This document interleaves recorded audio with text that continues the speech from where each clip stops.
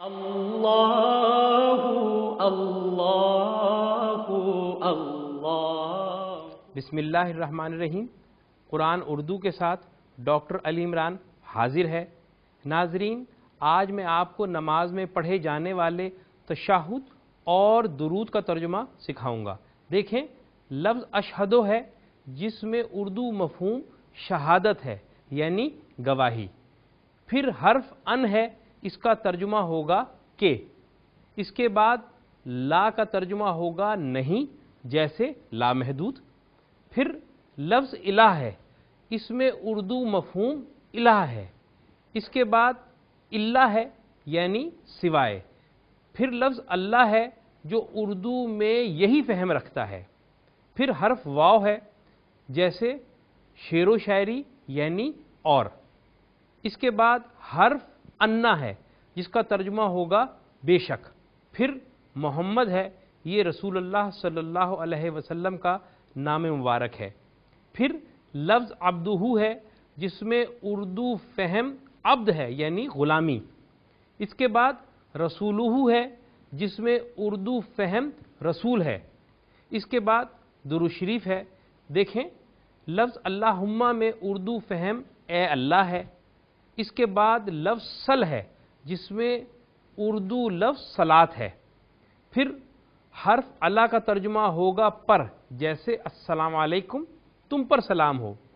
پھر آل ہے، یعنی آل اولاد۔ اس کے بعد حرف کما کا ترجمہ ہوگا جیسے ہم اردو میں کہتے ہیں کما حقہ۔ پھر صلیتا میں اردو فہم صلاۃ ہے۔ اس کے بعد لفظ ابراہیم ہے، یہ حضرت ابراہیم علیہ السلام کا نام ہے۔ اس کے بعد حرف انا کا ترجمہ ہوگا بے شک۔ پھر لفظ حمید ہے، جس میں اردو لفظ حمید ہے، اور مجید میں اردو لفظ مجید ہے، یعنی شرف و کرم میں کثرت کی انتہا تک پہنچنے والا۔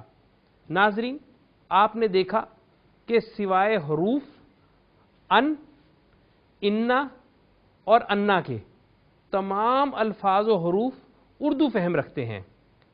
الحمدللہ، آج ہم نے جو الفاظ و حروف سمجھے ہیں وہ قرآن پاک میں کم و بیش 10,369 مرتبہ دہرائے گئے ہیں۔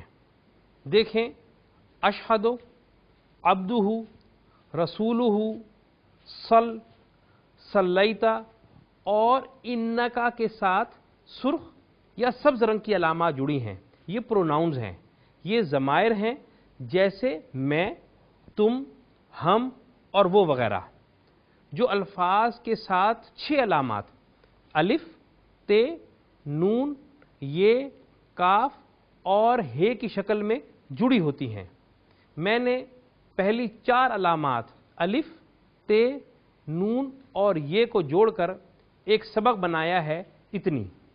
دیکھیں، شروع کی الف کا مطلب ہوگا میں، ت کا تو، نون کا ہم اور یہ کا وہ۔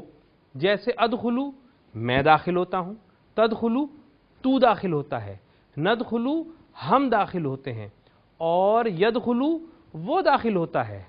اب چونکہ اشہدو کے شروع میں الف ہے، جس کا ترجمہ ہوگا میں، اس لیے اس کا ترجمہ ہوگا میں شہادت دیتا ہوں۔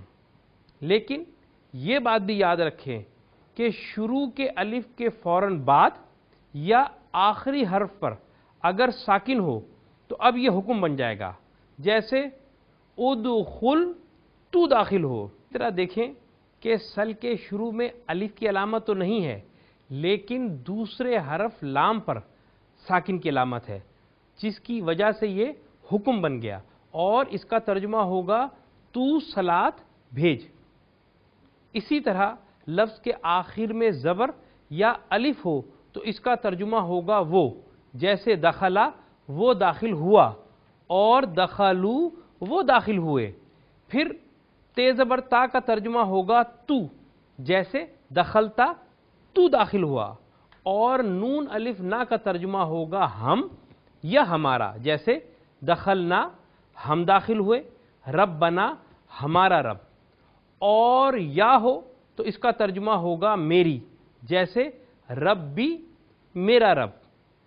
اسی لیے آپ دیکھیں کہ علینا کے آخر میں سبز رنگ کی نون الف نہ ہے جس کا ترجمہ ہوگا ہم، اسی لیے علینا کا ترجمہ ہوگا ہم پر۔ اس کے بعد یاد رکھیں کہ آخر میں آنے والی کاف کا ترجمہ ہوگا تیرا یا تمہارا، جیسے ربو کا تیرا رب، ربکم تمہارا رب۔ پھر آخر میں آنے والی ہا کا ترجمہ ہوگا اس کا یا ان کا، جیسے ربہ اس کا رب، ربہا اس کا رب لیکن مؤنث کے لیے، اور ربہم ان کا رب۔ اب چونکہ عبدہ اور رسولہ کے آخر میں سبز رنگ کی ہا ہے، اس لیے ان کا ترجمہ ہوگا اس کے عبد اور اس کے رسول۔ ناظرین، اب ہم ترجمہ کرتے ہیں۔ میں شہادت دیتا ہوں کہ اللہ کے سوا کوئی الہ نہیں، اور میں شہادت دیتا ہوں کہ بے شک محمد اس کے عبد اور اس کے رسول ہیں۔ اے اللہ، تو صلوات بھیج محمد پر اور آل محمد پر، جیسے تو نے ابراہیم پر اور آل ابراہیم پر صلوات بھیجی، بے شک تو حمید و مجید ہے۔ اشہد ان لا الہ الا اللہ واشہد ان محمدا عبدہ ورسولہ۔ اللہم صل علی محمد وعلی آل محمد كما صليت على إبراهيم وعلى آل إبراهيم إنك حميد مجيد۔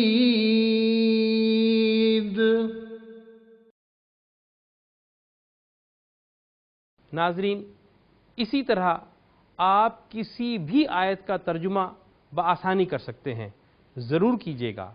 دعاؤں کی درخواست کے ساتھ ڈاکٹر علی عمران کو اجازت دیں۔ اللہ نگہبان۔